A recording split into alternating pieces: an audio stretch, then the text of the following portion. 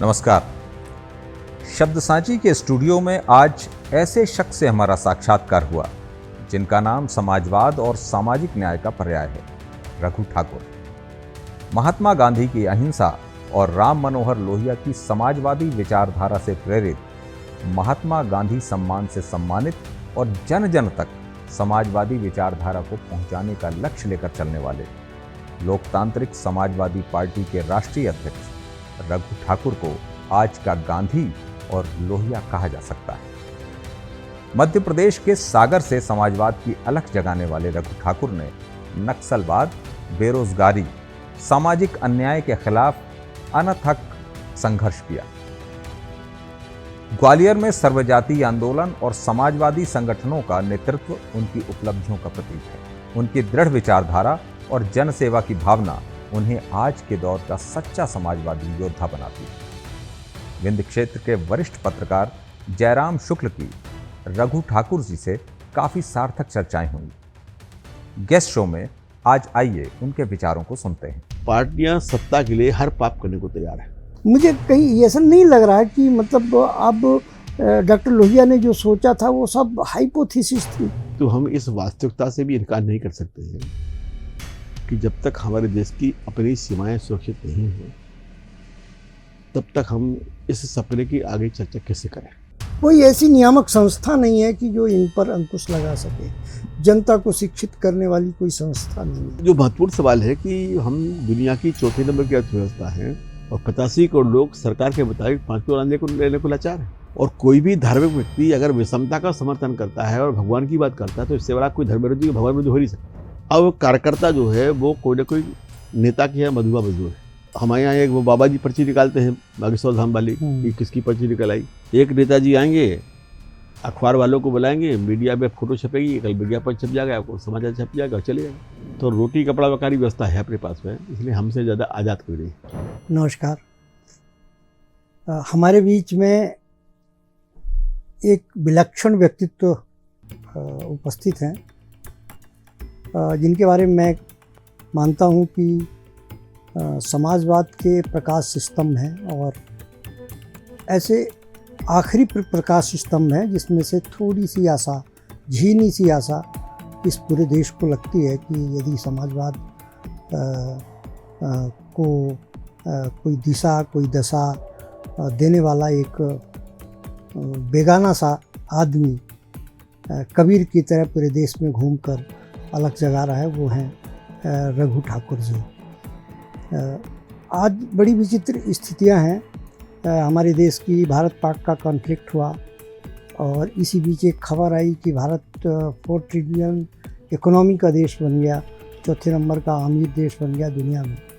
और देश की यथार्थ स्थितियां भी हम देखते हैं, यहाँ की जनजीवन को भी देखते हैं और इसके बरक्स हम डॉक्टर राम मनोहर लोहिया के समाजवाद की फिलॉसफी के बारे में भी सोचते हैं। पहली चीज़ तो वो इंडिया सब कॉन्टिनेंट को बॉर्डरलेस कंट्री के बारे में मानते थे कि जो भारतीय उपमहाद्वीप है वो वास्तव में एक सांस्कृतिक महादेश है, ऐसी बात मानते थे। और समाजवादियों ने लंबे समय तक भारत और पाकिस्तान की मैत्री का, भारत बांग्लादेश, भारत नेपाल, भारत श्रीलंका और बर्मा, इस पूरे महाद्वीप के उपमहाद्वीप की एकता की बात करते रहे। आज ठीक हम उसके विपरीत पा रहे हैं। एक बात तो ये, दूसरी समता की बात करते थे तो विषमता और समता की जो स्थिति है बखान करने की ज़रूरत नहीं है। हंगर, इंडस, डिस्पैरिटी और तमाम ये सब चीज़ें, ये लोहिया, डॉक्टर लोहिया की सोच थी कि इस देश में एक ऐसी समता आएगा, एक ऐसी समता आएगी कि गरीब अमीर दोनों साथ में पढ़ेंगे उनके बच्चे। तीसरी चीज़, जाति तोड़ो और समाज जोड़ो का एक नारा दिया था। मुझे कहीं ऐसा नहीं लग रहा है कि मतलब अब डॉक्टर लोहिया ने जो सोचा था वो सब हाइपोथेसिस थी, उसका यथार्थ से कोई लेना देना नहीं था, या उनसे जुड़े हुए लोग ने ही उनके सपनों को ध्वस्त करने की दिशा में काम किया। आप जयराम भाई, सबसे पहले तो हम आपको धन्यवाद दें। दरअसल जितनी उम्मीद आपको हमसे है उससे कहीं ज़्यादा उम्मीद हम लोग को भी आपसे है। इसलिए कि पत्रकारिता के क्षेत्र में कुछ ऐसे लोग हों मैं जिनको खोजता हूँ, देखता हूँ कि जो आज के इस दौर से भी उन रंगों से बचे हुए हैं, तो उनमें से एक आप हैं।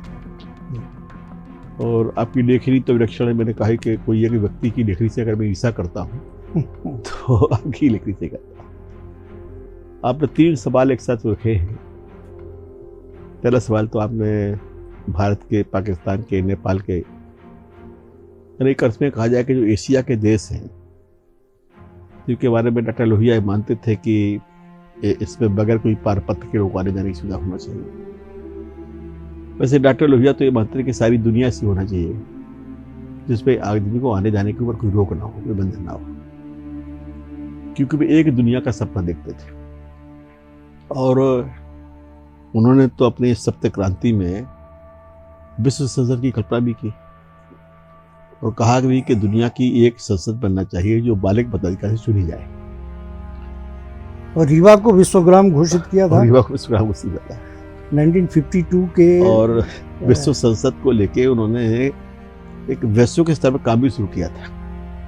कई जगह देशों के कई लोगों से संपर्क करना शुरू किया था, एक चर्चा शुरू की थी और रीवा को विश्वग्राम घोषित किया। उत्तर प्रदेश में उन्होंने इसका एक अभियान चलाया था कि जो लोग लिख के देते थे कि हम लोग विश्व नागरिक हैं, अभियान चलाया। तो एक ऐसा चिंतन उनका था जिस चिंतन में एक प्रकार की इतनी विशालता थी कि जिसको भारतीय सभ्यता ने कहा है कि वसुधैव कुटुंबकम, तो उनके उस सपने में वसुधैव कुटुंबकम जाता है। अब पर आज जो परिस्थितियां हैं उन परिस्थितियों में और उनकी कल्पना में कुछ फर्क नजर आता है। आज हमारे देश की सीमाएं जो हैं वो असुरक्षित हैं। हम दुनिया को तो एक चाहते हैं, एक दुनिया बन जाए, विश्व संसद बन जाए, इन देशों के बीच में भी वो रिश्ते बन जाए, परंतु हम इस वास्तविकता से भी इनकार नहीं कर सकते हैं कि जब तक हमारे देश की अपनी सीमाएं सुरक्षित नहीं हैं तब तक हम इस सपने की आगे चर्चा कैसे करें। वो अगर करेंगे तो एक प्रकार की लोगों में हास्यास्पद चीजें से हो जाएगी। लोहिया भी अपने देश की सीमाओं के बारे में सावधान थे। जब 62 में चीन ने हिंदुस्तान की सीमाओं पर कब्जा किया, हमला करके काफी दूर तक प्रवेश किया, तो जो लोहिया दुनिया को एक बनाना चाहते थे उन्हीं लोहिया ने सर्वाधिक ताकत से अवरोध भी किया। तो राष्ट्रीय दायित्व और राष्ट्रीय परिस्थितियां और एक दीर्घकालिक सपना, इन दोनों में आज बड़ा अंतर आ गया है। लोहिया ने एक और भी बात उठाई थी और उसको कुछ आगे बढ़ाने का प्रयास उन्होंने किया कि जब हिंदुस्तान पाकिस्तान का बंटवारा हुआ जो कि वो नहीं चाहते थे, और ये तो सर्वविदित है कि गांधी ने जब उस बंटवारे का विरोध किया तो जिन लोगों ने गांधी का साथ दिया था उनमें से एक लोहिया भी था।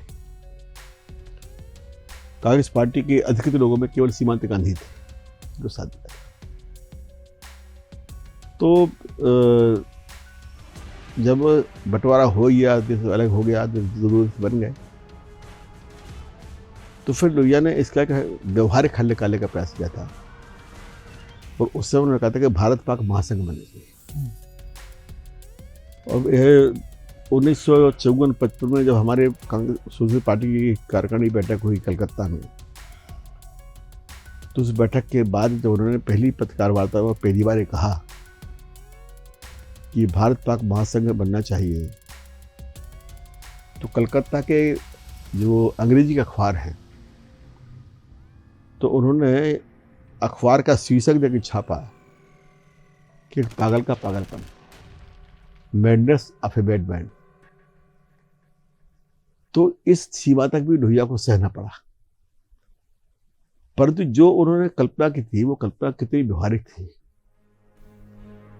अगर आज भी ये देशों का महासंघ बना होता तो क्या दुनिया में हमसे बड़ी या सबसे बड़ी कोई ताकत होती? आबादी में आज हम लोग 40 करोड़ हैं, 1.5 अरब के पास पहुंच गए। अगर 3 देशों का महासंघ होता तो शायद मिला के 2 अरब के आसपास पहुंच जाते। तो जनसंख्या में, विस्तार में, विशालता में और सभी चीज़ों में ये दुनिया की शायद सबसे बड़ी ताकत के रूप में उभरा होता है। इस सपने को लेकर हम लोग काम तो करते रहे, प्रयास करते रहे, और हमको याद है कि वर्ष 2000 में हमने जो साउथ एशिया के देश हैं उनका एक सम्मेलन दिल्ली में किया था। यहाँ पर दक्षिण नागरिक मंच बनाया था, उसको मैं दक्ष भी चला गया और केवल एक बर्मा को छोड़ करके वहाँ इन सारे देशों के प्रतिनिधि आए थे। पाकिस्तान से आए थे, श्रीलंका से आए थे, नेपाल से आए थे, और वहाँ भी एक प्रस्ताव करके जगह कुछ बीते सवाल करने काम किया। परंतु जो वातावरण देश में आज बन गया है, इस वातावरण में इन बातों को समझ नहीं पा रहा। आज तो स्थिति यह है कि पाकिस्तान का सबसे बड़ा दुश्मन भारत है और भारत सरकार के लिए भी सबसे बड़ा लक्ष्य पाकिस्तान है। हम मानते हैं कि पाकिस्तान की तरफ से बहुत त्रुटियां हैं और इस वातावरण को बिगाड़ने में पाकिस्तान की निस्संदेह बड़ी भूमिका है और उनके आगे कट्टरपंथी की भी बड़ी भूमिका है। और पाकिस्तान का निर्माण ही कट्टरपंथी से हुआ। अगर पाकिस्तान के उस जमाने के लोगों ने या जिन्ना ने गांधी की बात मान ली होती तो बंटवारा नहीं हो पाता, पहले नहीं माने। और जिन्ना की भी जो दर्दनाक और दुखद मृत्यु हुई है, अब तो ये भी सर्वविदित कहानी है कि वो पाकिस्तान में भी एक प्रकार से खुद ही बेगाने हुए थे इस परिस्थिति में। पर अब सवाल है आज की परिस्थिति में क्या किया जाए, इसका रास्ता कैसे निकाला जाए। हम समझते हैं कि आज भी अवसर है, समय है कि भारत और पाकिस्तान की सरकारें बजाय संयुक्त राष्ट्र संघ की ओर देखने के या अमेरिका या यूरोप की ओर देखने के, इस बात पर चर्चा शुरू करें कि भारत, पाकिस्तान और बांग्लादेश का एक महासंघ आज भी बन जाए। और आज इसके अनुकूल परिस्थितियां हैं, इस अर्थ अनुकूल परिस्थितियां हैं कि पाकिस्तान भी अब सुरक्षित नहीं है। पाकिस्तान अंतर विभाजन की ओर भी है। पाकिस्तान में, बलूचिस्तान में, पाकिस्तान में विद्रोह की स्थिति है। पाकिस्तान का अब टकराव भी अफगानिस्तान के साथ बहुत भारी है और वस्तुतः हम युद्ध की स्थिति बन रही है। बांग्लादेश शीघ्र सेना के कब्जे में जाने वाला है, लोकतंत्र खत्म है। चुनाव के नाम पे एक नाटक वहां होना है पर कुछ होने नहीं है, पता है। तो इन तीनों मुल्कों में अगर जनतंत्र को बचाना है और विशेषतः पाकिस्तान और बांग्लादेश में नहीं, तो उन लोगों को भी ये सोचना चाहिए कि जनतंत्र बचाने का रास्ता है कि आप तीन लोग मिलकर एक भाषण बनाएं। अभी कुछ समय बीता नहीं, जब जागे तब सवेरा। तो इस सपने को लेकर काम करना चाहिए। और अब आज ये बात कहेंगे तो लोगों को थोड़ा आश्चर्य लगेगा, कैसे? क्योंकि आज तो लोग प्रतिहिंसा में, बदले की भावना में, और होना भी चाहिए, क्योंकि जो सिपाही घटना पहलगाम में हुई है उसको कौन उसका निंदा नहीं करेगा। और बल्कि ये प्रकार का उन्होंने हथियार दिया है, तर्क दिया है कि भाई आप आइए हमला करिए, रास्ता भी तो खुला है। तो फिर भी अगर हम घटनाओं को बारीकी से देखें तो कहने की भारत की सरकार और वहाँ की सरकारें अब सोच तो रही है कि कुछ गड़बड़ हो गया है। इसलिए कि जब ये अभी पहलगाम के बाद में ऑपरेशन सिंदूर हुआ तो करीब करीब सारे देश की खबरें ये थी मीडिया की कि साहब बस पाकिस्तान अभी खत्म ही हो रहा है, हार रहा है। वो अचानक युद्धविराम हो गया। तो अगर हम जीती रहे तो फिर दोबारा ये भी कैसे? ये भी एक देश के साथ में बड़ा दुर्भाग्यपूर्ण स्थिति है कि जब जब पाकिस्तान के साथ में हम लोगों की लड़ाई हुई है, वो कश्मीर के सवाल हुए, कोई सवाल हो, हर बार हमारी सेना तो जीती है पर राजनीति हारी। 1947 के बाद जब कश्मीर का सवाल आया तो तत्कालीन प्रधानमंत्री जवाहरलाल जी ने यूरो पहुंचा दिया। कोई अंतर्राष्ट्रीय हस्तक्षेप की जरूरत नहीं थी। जनरल थमैया ने अपनी किताब में लिखा कि हमने प्राइम मिनिस्टर को कहा था कि आप हमको केवल 3 दिन का समय दीजिए, तो अगर युद्ध ही अनिवार्य था तो वही कर लेते, नहीं किया। वहाँ जाके एक स्थायी कांटा खड़ा कर दिया। 65 रुपये हम लोग फिर जीते लाल बहादुर शास्त्री के ज़माने में, तो ताशकंद हो गया, समझौता हो गया। 71 में फिर जीते बांग्लादेश के ज़माने में, श्रीमती इंदिरा गांधी के ज़माने में, शिमला समझौता हो गया। जब अटल जी प्रधानमंत्री थे तो फिर एक मौका आया जब संसद के ऊपर हमला हुआ, तो आर पार का जुमला था वो पार आर हो गया, वो भी खत्म हो गया। और आज जिस प्रकार का जुमला भारत सरकार की ओर से आया था, तो लगता था कि शायद मोदी जी कुछ निर्णय करेंगे, क्योंकि काफ़ी लोग इस देश में हैं कि जो मानते हैं कि मोदी जी है तो मुमकिन है। तो उनने भी सिद्ध कर दिया कि मोदी जी है तो भी मुमकिन नहीं, और समझौता होगा। तो मेरा कहने का आशा ये है कि कहीं ना कहीं अब देशों की सरकारों को लग रहा है कि भाई युद्ध से हल नहीं निकलना है, या युद्ध किसी भी स्तर पर जा सकता है।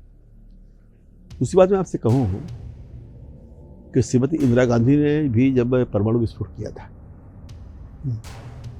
बाद में अटल जी के ज़माने हुआ, जार फडणवीस रक्षा मंत्री थे, तो जार साहब तो बदल गए थे। अगर जार साहब की आप 1968 तक की एक छोटी सी पुस्तिका पढ़ें, शायद आपको याद होगा, तो लिखा था कि इंदिराज बम इन इंडिया, और उस परीक्षण पर किया था। तो उन्हीं जार फडणवीस के देश ने फोटो देखे कि परमाणु परीक्षण बता रहे हैं। पर मैं कहना चाहता हूं कि परमाणु परीक्षण के बाद में और परमाणु हथियार बनने के बाद में हम जब तक कन्वेंशनल वार में थे तब तक हम पाकिस्तान से ताकतवर जीतने वाले थे। आज की तारीख में परमाणु हथियार बनने के बाद में बराबर की स्थिति आए, तो लड़ाई नहीं हो सकती, स्थायी कोई दूर की लड़ाई हो सकती। जब नहीं हो सकती है तो जाग जाओ, भी समय है कि भाई अपनी पुरानी भूल को स्वीकार करो। पाकिस्तान के हुक्मरान, हिंदुस्तान के हुक्मरान, बांग्लादेश के हुक्मरान मिले, वो मिलकर बात करके तय करके तीनों से जनता को बचाना है और अपने लोग वहां से बना लो, सब समस्याओं का निदान हो जाएगा। महासंघ बन जाएगा तो ना कश्मीर समस्या रहेगी, ना बांग्लादेश की समस्या रहेगी, कोई समस्या रहेगी। तो एक तो इस पर भी अभी सोचना चाहिए और देश को भी इस पर सोचना चाहिए। दूसरी बात आपने जो उठाई वो तो महत्वपूर्ण बात है कि लोहिया ने समता की बात उठाई थी, समता की बात कही, पर आज विषमता बढ़ रही है। अर्थव्यवस्था सरकार कह रही कि हमारी बहुत बढ़ के इतनी ट्रिलियन हो गई, अब हम चौथे नंबर की अर्थव्यवस्था दुनिया में हो गए। परंतु चौथे नंबर की अर्थव्यवस्था हम हो गए हैं, इसके बारे में तो अलग डिबेट हो सकती है, तथ्य पर भी हो सकती है। हम जापान से कितने आगे पहुंचे भी हो सकते हैं। पर जो महत्वपूर्ण सवाल है कि हम दुनिया की चौथे नंबर की अर्थव्यवस्था हैं, पर हम वो भी देश हैं जो देश 85 करोड़ लोगों को 5 किलो अनाज देता है, और 85 करोड़ लोग सरकार के मुताबिक 5 किलो अनाज लेने को लाचार है। तो अगर 85 करोड़ लोग 5 किलो अनाज लेने को लाचार हैं, तो इसका मतलब है कि आप विश्व की अर्थव्यवस्था चाहे जो बन जाए, पर विश्व के साथ साथ भारत की दुरावस्था की जो स्थितियां हैं उसके भी आप जवाबदार हैं। विषमता बड़ी है, बहुत बड़ी है, और इस विषमता के बढ़ने के चलते बहुत प्रकार के दुष्परिणाम भी सामने आ रहे हैं। कि जब विषमता बढ़ती है तो अस्थिरता बढ़ती है, हिंसा बढ़ती है, घृणा बढ़ती है, कटुताएं बढ़ती हैं। विषमता बढ़ाने वाली जो शक्तियां हैं, पूंजीवादी शक्तियां हैं, उनके पास सबसे बड़ा माध्यम मीडिया होता है, तो मीडिया के माध्यम से देश में ऐसी वातावरण को बनाते हैं कि कटुता का वातावरण बनता है। तो जो बुनियादी सवाल बहस के लिए होना चाहिए वो नहीं है। समता जो है ये और समाजवाद, इसके बारे में देश में बहुत भ्रम है का, और दुनिया में भी। दुनिया में तो एक किताब भी छपी थी, एंड ऑफ हिस्ट्री, और बेचारी कर बता दिया था। भारत में भी कुछ लोग कहते हैं नहीं आप समाजवाद कहाँ बचा है, पर ये निराश मन है जो कहता है समाजवाद कभी बढ़ नहीं सकता। इसलिए नहीं बन सकता कि समाजवाद की प्रेरणा कहाँ से मिली हमको। ये प्रेरणा हमको कोई 18वीं सदी के मार्च से नहीं मिली, खासकर भारतीय लोगों ने। इस प्रेरणा को गांधी ने भी दिया, लोहिया ने भी दिया, और अगर हम पुराने अतीत में जाएं तो हमारे समाज ने ही समाजवाद की, और प्रकृति ने हमको समाजवाद का सिद्धांत दिया। हम सब लोग कहते हैं कि साहब भगवान ने सबको पैदा किया है, तो जब भगवान ने सबको पैदा किया है तो भगवान ने तो बराबर पैदा किया। एक नाक दी, दो कान दिए, सबको बराबर दे दी। तो समाजवाद तो भगवान की रचना है ना, उनकी कल्पना की रचना है। और कोई भी धार्मिक व्यक्ति अगर विषमता का समर्थन करता है और भगवान की बात करता है तो इससे बड़ा कोई धर्म विरोधी भगवान विरोधी हो नहीं सकता। दूसरा आपको प्रकृति ने सिखाया भारत में। अभी कुंभ हुआ, 50 करोड़ 60 करोड़ लोग गए।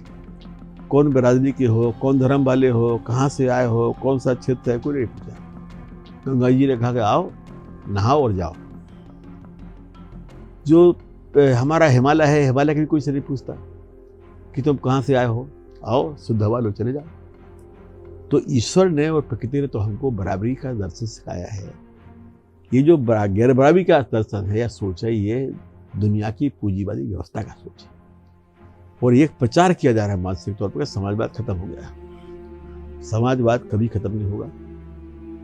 कमजोर संगठन हो सकता है, जैसे हम लोग संगठन कमजोर मान सकते हैं, उसके कारण हो सकते हैं, हमारी त्रुटियां हो सकती हैं, हमारी भी गलतियां हो सकती हैं। हमारे जो बीच के लोग निकल के सत्ता में गए हैं, उनने भी जिस प्रकार का मॉडल पेश किया है वो मॉडल समाजवाद के लिए अनुकूल नहीं है, उसके खिलाफ जाता है। आपने ठीक सवाल उठाया कि लोहिया तो चाहते थे कि भाई जाति को बटाओ। लोहिया तो लिखा कि जाति का विनाश करो, जाति की खत्म करो। और जो लोग लोहिया का नाम लेकर सत्ता में पहुंचे वो जाति और परिवार के सबसे बड़े प्रवर्तक बन गए। तो ये दुर्भाग्य हम लोग का समाजवादी होगा कि ऐसे लोग सत्ता में पहुंचे जो जाके जाति के प्रतीक बन गए या जाति के प्रचार बन गए। परंतु एक और भी दृष्टि है कि जो लोग सत्ता में गए हैं, मुख्यमंत्री बने हैं, केंद्र के मंत्री बने हैं, सांसद बने हैं, विधायक बने हैं, जातिवादी बने हैं, परिवारवादी बने हैं, उनमें से कितने ऐसे लोग हैं, उनकी संख्या कितनी है? अगर लोहिया की पार्टी की उस जमाने की संसोपा की हिंदुस्तान में जो मानने वाले लोग हैं उनकी संख्या 2 लाख 5 लाख रही हो, तो ये जो बिगड़े हुए लोग इनकी संख्या कितनी है? मुश्किल से 5000 होगी, 500 होगी। जो कमी आई है कि जो लोग अपने घरों में हैं, जो ईमानदारी से जाति को मिटाना चाहते हैं, परिवारवाद को मिटाना चाहते हैं, लोहिया को ये मानते हैं, वो लोग इस मौसम में, इस माहौल में अपने आप को अक्षम सा पाएंगे। उनके मन में कमजोरी आई। अगर एक बार बोलना शुरू कर दे उसको कोई नहीं। और तीसरी बात जो समझ में आई है वो ये है कि देश की जो जनता है वो भी अपने तात्कालिक स्वार्थ के स्वभाव में बह गई। अब आप बताइए कि दल बदल होता है। एक व्यक्ति अपनी पार्टी से चुनाव जीतता है 3000 वोट से और पलटी मार के दूसरी पार्टी में चला जाता है, जीता 60,000 वोट से। तो भाई जरूरत तो ही तो मोहर लगा रहा ना, कैसे होगा दल बदल? परिवारवाद के लिए ऊपर भर कौन लगा रहा? अगर हिंदुस्तान का जनमत तय कर ले कि किसी भी उस व्यक्ति के परिवार को हम वोट नहीं देंगे, इसका एक परिवार का व्यक्ति की सत्ता कर रहा है, कहाँ परिवार रहेंगे? पार्टियां अब सैद्धांतिक सोच पर दृढ़ नहीं है। पार्टियां सत्ता के लिए हर पाप करने को तैयार है और जनमत का जहां उनको समर्थन मिलता है तो बुरे से बुरे काम को समर्थन करने को तैयार है। अबे यही तो पार्टियां हैं जो शराब बिकवा रही हैं। और तो मतलब क्या है कि जो इलेक्टोरल डेमोक्रेसी है हिंदुस्तान की, मुझे लगता है वो ध्वस्त हो गई है या खत्म होने, या उसका कोई विकल्प निकलना चाहिए। देखिए मुझे लगता है पैसे से वोट प्रभावित होते हैं, इलीगल चीज़ों से वोट प्रभावित होते हैं, जिनकी वर्जना है संविधान में, धर्म, कास्ट, क्रीड, रेस, ये सब मुद्दे उछालाते हैं चुनाव के समय, प्रचार के समय, और कोई ऐसी नियामक संस्था नहीं है कि जो इन पर अंकुश लगा सके। जनता को शिक्षित करने वाली कोई संस्था नहीं है। देखिए क्या है, आपने ठीक कहा है, नियामक संस्था कोई भी बन जाए वो सार्वदेशिक या सार्ववैश्विक की जो बुराइयां हैं उनके ऊपर रोके जा सकते हैं। और नियामक संस्थाओं को जो बनाने वाले लोग होते हैं वो कौन होते हैं? वो जो इन्हीं बुराइयों और विकृतियों से पैदा होते हैं।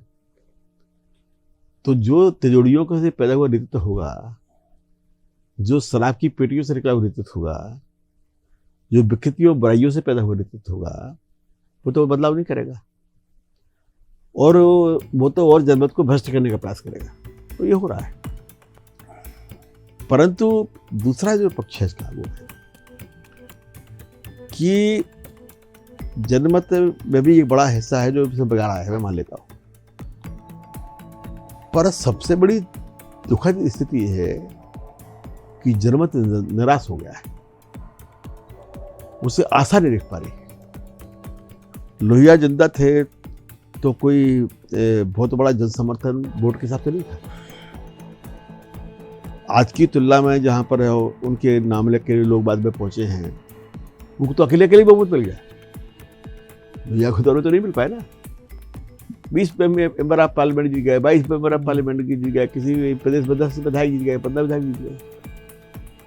पर लोगों के मन में आशा थी कि नहीं, लोहिया है, ठीक है। तो आज एक निराशा आई है नेतृत्व के प्रति, और वो नेतृत्व वही है जिसकी हमने अभी चर्चा की आपसे। पर उस निराशा से कोई हल तो नहीं निकल रहा। और अगर इलेक्ट्रल डेमोक्रेसी को हम लोग मानने के असफल हो गई तो उसका कोई विकल्प आज नहीं है, अभी आज की तारीख हमें नहीं दिखता। हमें जो सबसे बड़ी चिंता की बात लगती है, मैं जनमत के गलत फैसले से भी चिंता नहीं करता हूँ, सरकारों के बनने बिगड़ने की बिल्कुल चिंता नहीं करता हूँ। हमारी चिंता ये है कि हमारा जो समाजवादी साथी हैं, जो अच्छे लोग हैं, वो मन से हार गए। अगर वो मन से हारना छोड़ दें और अपनी जगह पर खड़े होना शुरू करें तो 5 साल में मतलब बदलेगा। क्योंकि लाख बिगाड़ करना चाहे कैपिटलिज्म, चाहे पूंजीवाद, चाहे सत्ता, चाहे मीडिया का हिस्सा है वो भी चाहे, तो भी क्या कर सकता है। अब मैं आपको बताऊं, मैं एक जिससे हम चीज़ों को अनुभव करते हैं। हम पटना गए, पटना के पूरे स्टेशन से लेके और बाहर तक किसी चौराहे पर कोई अखबार नहीं मिली। जिस पटना शहर में आप जाते थे तो मतलब चौराहे पे अखबारों की लाइन लगी थी और लोग के पढ़ रहे थे। आप भोपाल में चले जाइए, अभी रीवा स्टेशन पे हम आए नहीं, पता नहीं, पर हमें जाके वहाँ भी जाए तो अभी कटरी में हम लोग को उतरे, सुबह कटरी स्टेशन को देखिए जाए। अभी रायपुर में थे, दुर्ग में थे, किसी स्टेशन पर थे। तो क्या ये मीडिया के प्रति, प्रिंट मीडिया के प्रति अनास्था नहीं है? अनास्था है। जो टीवी के विजुअल्स देखने वाले लोग हैं वो कितने लोग हैं? अगर मान लो 150 करोड़ में से 2 करोड़ लोग भी देख रहे हैं तो ये भी कोई बड़ी संख्या नहीं है। जो सबसे दुखद घटना ये हुई है, मैं पूंजीवाद के विकास से बहुत डरा हुआ चिंतित आदमी नहीं हूँ, मैं बिल्कुल निराश नहीं होता। हमें इस बात की जरूर तकलीफ होती है कि जो हमारे साथी लोग हैं और जो अच्छे लोग हैं, जो इससे पीड़ित हैं, वो घर में बैठ गए। वो निकलना चाहिए। हम नहीं कहते कि हर आदमी कोई जाके सत्याग्रह करना शुरू कर देगा, बोलना शुरू करे। अब अगर आपको राजनीति का बदलाव करना है और लोकतंत्र को व्यवस्थित करके वापस लाना है, उस रूप में लाना है, समता के सवाल को लाना है, तो राजनीति अब संपर्क और संवाद से शुरू। हम तो राजनीतिक कार्यकर्ताओं से लगातार ये कह रहे हैं कि भाई अगर आपको अच्छी चीज सोचना है, अब आप अभी राजनीति का स्वरूप क्या हो गया? एक नेताजी आएंगे, अखबार वालों को बुलाएंगे, मीडिया में फोटो छपेगी, कल विज्ञापन छप जाएगा, आपको समाचार छप जाएगा, चले जाएंगे। क्या कभी कोई राजनीतिक कार्यकर्ता जनता से संवाद करता है? जो संवाद के छोटे छोटे ठिकाने थे, यहाँ से समाज में संवाद जाता था, अब वो करीब बंद है। चाय दुकान पर कौन जाके बैठ कर चर्चा करता है? मूंगफली वाले के ठेले पे कौन चर्चा करता है? सड़क के पास चौराहे बैठे कौन चर्चा करता है? अब तो हालत है कि घरों में मियाँ बीवी आपस में चर्चा नहीं करते, मोबाइल में लगे रहते। तो वो संवाद की प्रक्रिया को शुरू करना पड़ेगा छोटे स्तर से। अगर माइक्रो लेवल से संवाद की प्रक्रिया शुरू की जाए और इसको लेकर के हर शहर में ज़्यादा नहीं, मान लो 10-20-25 लोग भी तय कर लेकर हमको करना है, तो मुझे लगता है कि काफ़ी आसान में थोड़ी की स्थितियाँ हैं। दूसरा जो लोकतंत्र के खतरे को आपने जो चर्चा की, पैसे वाली चर्चा, ये कठिनाई आई है। अभी भी हम लोग चर्चा कर रहे थे तो लोग कह रहे थे साहब क्या करें, हमको वकील साहब मिले आपके यहीं के रीवा के थोड़ी देर पहले, तो कह रहे थे साहब क्या बताएं वो पैसे का ही हो गया। हर आदमी क्या ही रहा कि पैसे का हो गया। और हम कह रहे हैं ये कह रहे शुरू होकर पैसा के जाने तो फाड़े, कुछ नहीं होने वाला, पैसा हारेगा। अगर 200 लोग 500 कह शुरू कर देंगे, काय का पैसा, कोई पैसा नहीं होता, तो एक आवाज़ उठेगी। परंतु निराश मन से बात शुरू करेंगे तो कैसे उठेगी। अब पैसे के सवाल को लेकर एक संकट और आया है कि राजनीतिक दलों में जो आंतरिक लोकतंत्र को नहीं है, उसके खत्म होने के कारण है सत्ता और पैसा। अब कार्यकर्ता जो है वो कोई ना कोई नेता की है मधुआ मजदूर है, और जो जिले का नेता है वो राज्य के नेता का मधुआ मजदूर है। अब बताइए कि आप कभी कल्पना कर सकते हो लोकतंत्र में कि साहब जनमत से चले हुए प्रतिनिधि लोग हैं, वो चुनाव नहीं करेंगे, पर्ची चुनाव हो जाएगा। तो हमारे यहाँ एक वो बाबा जी पर्ची निकालते हैं बागेश्वर धाम वाली, कि किसकी पर्ची निकल आई। कभी कभी लोग जाते हैं हनुमान जी के मंदिर में, तो वहाँ पर्ची निकालते हैं कि साहब ये पर्ची निकल आई। अब आजकल मोदी धाम में पर्ची निकल गई कि साहब पर्ची निकाली, पहले इंदिरा जी की हर निकलती थी पर्ची। तो पर्ची का जो मुख्यमंत्री है वो मुख्यमंत्री क्या जनता का है, तो पर्ची मुख्यमंत्री है ना। तो इसका जो मैं कह रहा था कि कार्यकर्ताओं के लिए अब आंतरिक लोकतंत्र की आवश्यकता है, उसके लिए कार्यकर्ताओं को आत्मस्वार्थ छोड़ी कर सकते। एक बड़ी कठिनाई आई है जो मैं महसूस कर रहा हूँ क्योंकि मैं काम करता हूँ, कि राजनीति अब हुई है पूर्णकालिक। हमारा जो पुराना मध्य वर्ग था, भले सामंती समाज का जो मध्य वर्ग था, उस मध्य वर्ग में पेट की रोटी की चिंता नहीं थी, पर कुछ जीवन के मूल्य थे। अब जो मध्य वर्ग बन रहा है, ये मध्य वर्ग उस पूंजीवादी व्यवस्था का हिस्सा है जहां पे कोई जीवन मूल्य नहीं। शराब वाला है, कोई और चोरी वाला है, बेईमानी वाला है, लूट वाला है, ये पता। तो कार्यकर्ता की भी जो आत्मनिर्भरता है खत्म है। तो अगर राजनीति के लिए सही बारे में सुधार करना है, तो हमें अब उन कार्यकर्ताओं को भी तैयार करके सहारा देना पड़ेगा कि जो कार्यकर्ता समाज की बदल का अपन तैयार। हमने कल्पना छोटी सी की है, हमको नहीं पता कि वो कल्पना कहाँ तक सही है या कैसे हो पाएगी। हम लोग उससे पूछते हैं कि भाई अच्छा बताओ कि तुम किस परिवार के हो, तो उन्होंने कहा साहब इनके बेटे। हमसे पूछो साहब रघु ठाकुर कौर के, तब का हम ठाकुर भवानी सिंह के बेटे, इस परिवार के, फिर इस जाति के।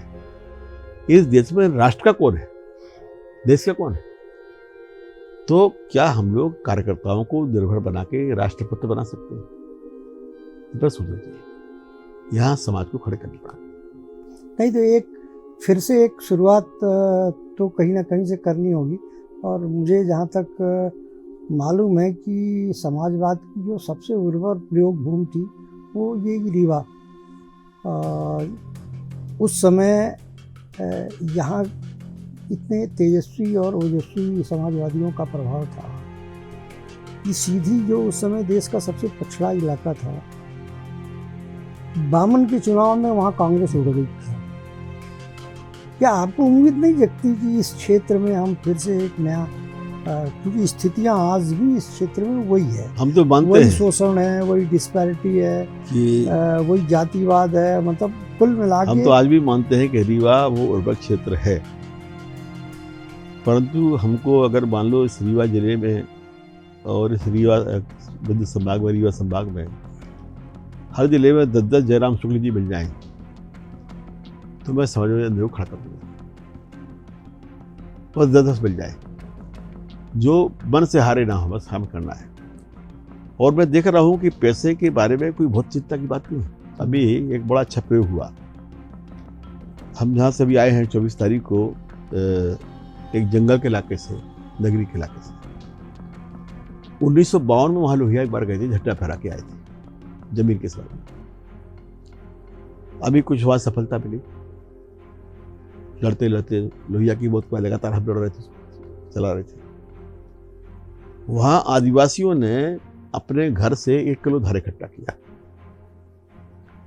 और उस धान से लोहिया की मूर्ति लगाई। अब आज के दौर में सरकार तो रोज मूर्तियां लगा रही है क्योंकि वोट चाहिए। बाबा साहब की लगाएंगे तो रविदास जी की भी लगाएंगे, तो किसी और की लगाएंगे, भले ही माने ना माने पर लगाएंगे। पर आदिवासी अपने घर से 1 किलो धान देकर इकट्ठा कर रहा है कि 1 किलो धान देंगे, और उससे अगर मूर्ति लगा रहा है, और वो भी रायपुर से 150 किलोमीटर दूर अंदर जंगल में,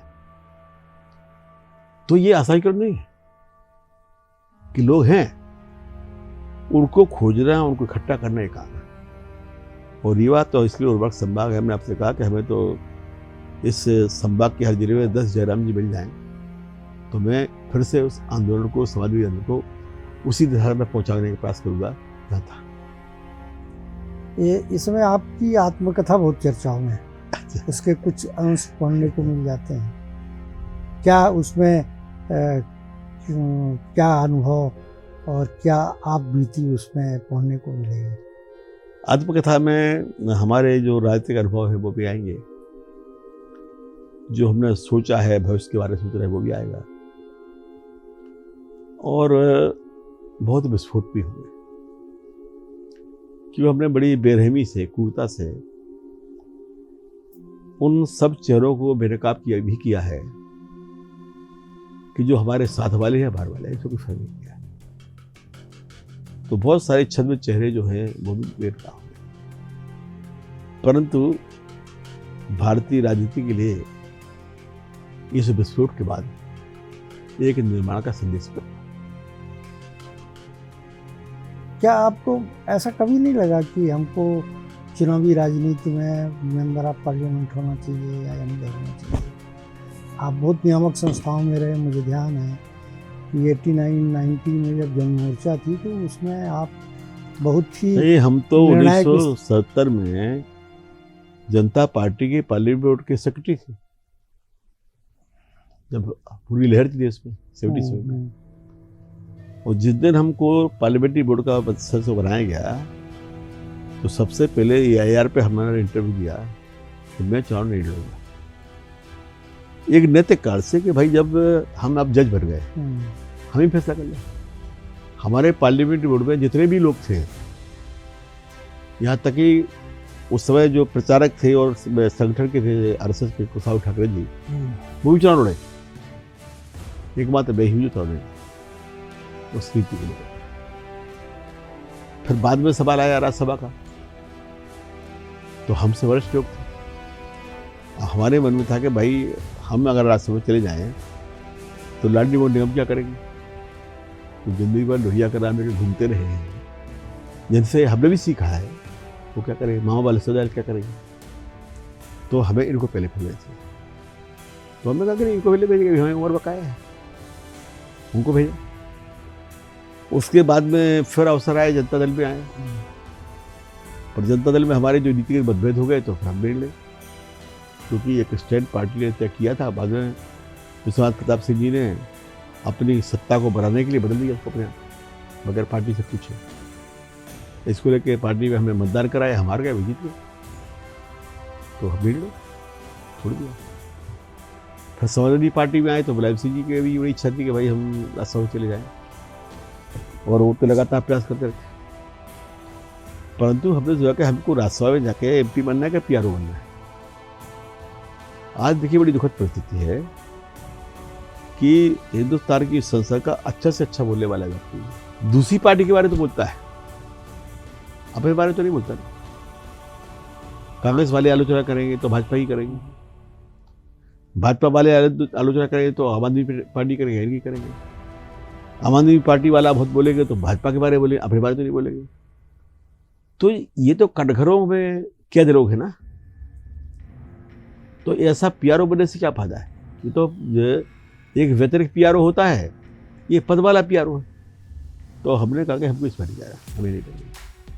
हम जाके अपनी बात को सबके खिलाफ कर सकें और अपनी पार्टी के भी खिलाफ कर सकें, वो समझ चाहिए, तभी तो लोकतंत्र जिंदा रहेगा। तो कुछ ऐसी परिस्थितियाँ बनती है कि नहीं लड़े तो भी कोई बुराई नहीं है, अच्छा ही कि आप सबके व्यवहार से हमें जो चीज़ें मिल जाती हैं, कपड़ा साथी लोग दे देते हैं। हमने 50 साल से घर पे खाना ही नहीं खाया, यहाँ तक कि सागर भी जाते हैं तो भी हमने घर पे खाना नहीं खाया, हमारे साथियों के घर से खाना आता है, तो घर का पता नहीं, घर छुपा हुआ है। हमारी बिरादरी को रही भी हमको पता नहीं, हम हिंदुस्तान में हर आदमी की हर बिरादरी वाले हैं, तो वो भी कोई समझता नहीं। आने जाने के लिए लोग टिकट दे देते हैं, व्यवस्था कर देते हैं, तो रोटी कपड़ा वकारी व्यवस्था है अपने पास में, इसलिए हमसे ज़्यादा आज़ाद कोई नहीं। बहुत बहुत धन्यवाद। आपसे बहुत सारी चीज़ें, बहुत सारी चिंताएं, भविष्य की आशाएं चूँकि हमें अपेक्षा है कि आप आशावादी हैं और हर शून्य से कुछ ना कुछ सकारात्मक चीज़ें ढूंढ कर सामने खड़ा करते हैं। बस शून्य के पहले एक लगवा दीजिए, हैं? ये शून्य के पहले रीवा में एक और लगवा दीजिए। तो आपकी अपेक्षाएं, आपकी उम्मीदें, आपकी सोच, आपके विचार, आपके सपने पूरे होंगे।